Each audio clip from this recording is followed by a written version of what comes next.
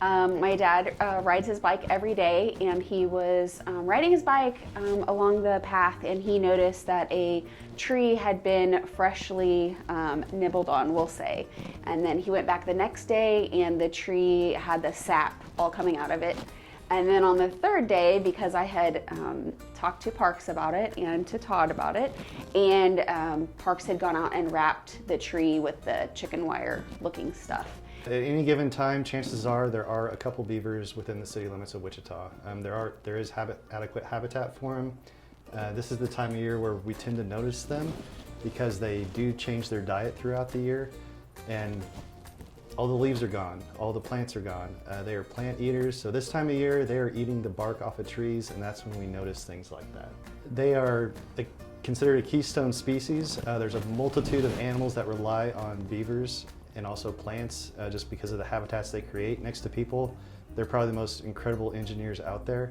That does not always work well in a metro area.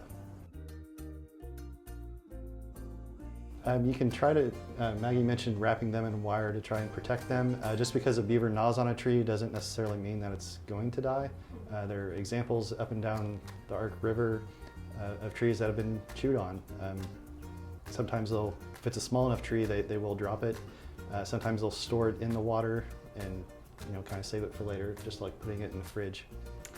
So there were several people that were concerned about the trees, but I was about why we don't wrap all of the trees on the river, to save them from the beaver, I guess.